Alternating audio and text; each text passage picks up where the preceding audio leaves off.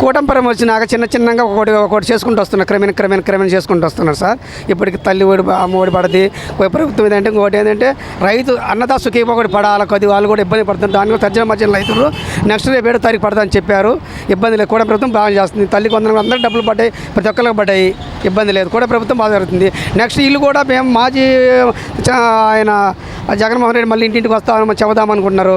రండి వాళ్ళు చూద్దాం, వాళ్ళు కూడా చెప్పనండి. వాళ్ళు చెప్పిన వీళ్ళు చెప్పిన మళ్ళీ ఇప్పటికే ఇబ్బంది లేదు. కూటమి ప్రభుత్వం బాగా చేస్తుంది పరిపాలన. చెప్పాలి వాళ్ళు చేసిన పని వాళ్ళు చేసిన పనులు కూడా చెప్పాలి కదా. వచ్చి ఇంటింటికి వచ్చి చెప్పాలి. ఈ పని మనం చేసినాము, సూపర్ 6 పాలన మేము చేసినాం చెప్పాలి కదా. వాళ్ళు కూడా తిరుగుతామన్నారు. ఇబ్బంది లేదు. పరిపాలన ఇచ్చిన పథకాలు రాని పథకాల గురించి కూడా చెప్తాము. ఏమన్నా రాకపోతే కనుక సమస్య మార్పు ఉంటుందేమని. మార్పు ఎలాంటి మార్పు జరగదండి. ఎలా అనిపోతుంది ఇప్పుడు? రెండు మాజీ ప్రభుత్వం ఇప్పుడున్న ప్రభుత్వం కూడా పోటాగా గడప వస్తామన్నారు. తిరగనంటే తిరగాలి. ఇద్దరు తిరుగుతారు, మాలు తిరుగుతారు, వీళ్ళు తిరుగుతారు. ఇబ్బంది అనుకోవడం ప్రభుత్వం బాగా శుభ్రంగా పనిచేస్తుంది. బియ్యం కూడా బాగానే ఇస్తున్నారు.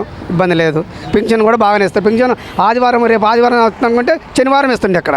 ఎలా అనిపిస్తుంది? బాగుంది. ముందు కన్నా ఇప్పుడే బాగుంది. ఇంకా గతంలో కూడా పింఛన్ నెంబర్ 1 ఆయన కూడా నెంబర్ 1. పింఛన్ ఇబ్బంది లేదు. పింఛన్ కూడా జగన్ బాగానే ఇచ్చిండు. ఈయన కూడా బాగానే ఇస్తుంది. పింఛన్ ఇబ్బంది. మామూలుగా వాళ్ళు ఈ రేషన్ బియ్యం పక్కదారులు పట్టించారు పోయినసారి.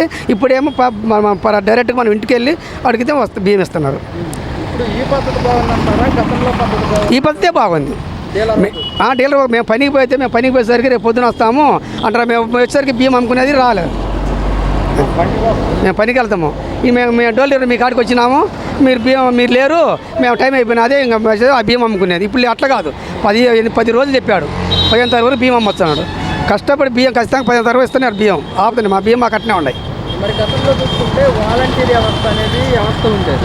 వాలంటీర్ వ్యవస్థలో బాగుంది. అప్పుడు ఇంటింటికి వచ్చేవాళ్ళు, ఇంటింటికి వచ్చి చెప్పేవాళ్ళు.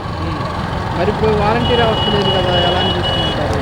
వీళ్ళు వస్తారు, వాళ్ళే వస్తున్నారు కదా. వాళ్ళు ఇప్పుడు వాళ్ళే వస్తున్నారు కదా. వాళ్ళు ఒక సచివాలయంలో వచ్చేది ఇస్తున్నారు వచ్చి.